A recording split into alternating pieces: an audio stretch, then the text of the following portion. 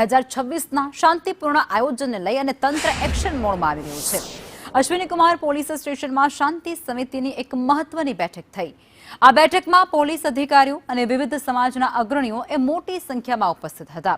રથયાત્રા દરમિયાન કાયદો અને વ્યવસ્થાની સ્થિતિ જળવાઈ રહે અને સમગ્ર આયોજન શાંતિપૂર્ણ તેમજ સૌહાર્દપૂર્ણ વાતાવરણમાં સંપન્ન થાય તે અંગે વિસ્તૃત ચર્ચા થઈ। પોલીસે કાયદો અને વ્યવસ્થા જાળવવા માટે જરૂરી સૂચનો આપ્યા। આ સાથે જ નાગરિકોને પોલીસને પૂરતો સહયોગ આપવા માટે પણ અપીલ થઈ। અને ખૂબ જ સરસ આયોજન સમગ્ર સુરત શહેરની તમામ 8 રથયાત્રાઓમાં ખૂબ જ સરસ રીતે આયોજન કરવામાં આવ્યું છે। પોલીસનું તમામ રથયાત્રાના આયોજકો અને તમામ અગ્રણીઓ સાથે ખૂબ જ સરસ ટાઈઅપ અને લાઇઝનિંગ થઈ ગયેલું છે। રથયાત્રાના રૂટ ઉપર પોલીસ દ્વારા તમામ જગ્યાઓ ઉપર મૂવિંગ બંદોબસ્ત, સ્ટેટિક બંદોબસ્ત, ડીપ પોઈન્ટ બંદોબસ્ત, ધાબા પોઈન્ટ બંદોબસ્ત તમામ જગ્યાએ લગાવવામાં આવનાર છે। આની સાથે સાથે રથયાત્રામાં પોલીસ બોડી વન કેમેરા સાથે સજ્જ કરીને એને તૈનાત કરવામાં આવશે।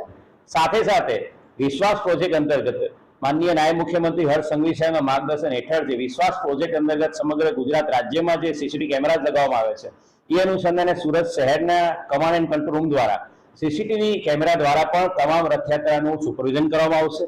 એની સાથે સાથે જે સોશિયલ મીડિયા છે એનું મોનિટરિંગ કરવા માટે પણ સ્પેશિયલ ટીમ સાયબર ક્રાઇમમાં તૈનાત કરવામાં આવી છે।